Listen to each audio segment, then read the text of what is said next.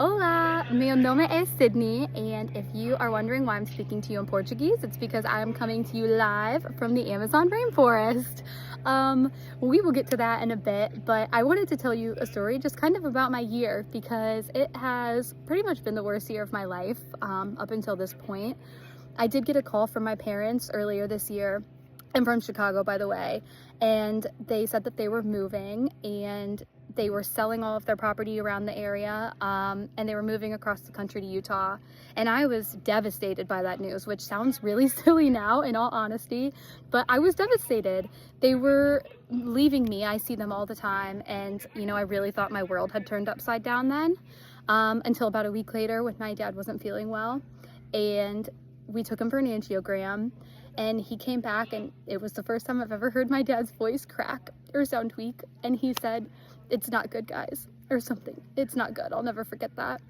And it turns out he had 100% blockage and 99% blockage and 298% blockages in his heart, and he was lucky to even be alive.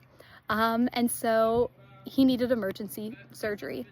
And apparently emergency surgery in medicine means that he's getting surgery in 1 week. So I spent that whole week helping my parents pack. Their house fell through in Utah, so they had nowhere to live, but I had to help them pack and watch my dad because honestly, I felt like if I took my eyes off of him for 2 seconds, I was never going to see or speak to my dad again.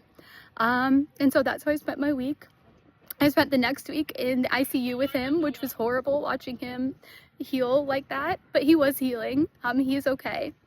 And I spent the next week taking care of him because he needed to be pretty much weighted on hand and foot. He couldn't do anything for himself, and helping my mom finish packing the house because they had to be out of the house the week after he got back from the hospital.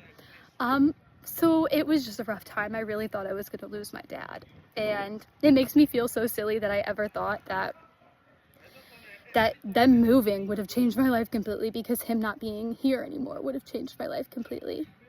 And so, as I'm sure most people who apply are, I'm a huge Survivor fan. I really thought that I could do this. And pretty much everyone shot me down. No one believed in me. They say you're a city girl now, you can't do it.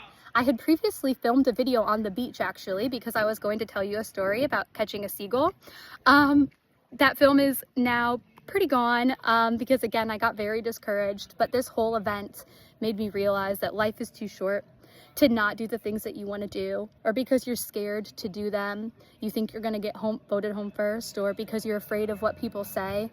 So here I am in the Amazon, enjoying it. By the way, this has been the time of my life. I'm surviving, and I hope that I get a chance to tell you the seagull story, because I really do think this whole year and really my life has just prepared me to be a survivor. Hope to see you soon, guys. Ciao!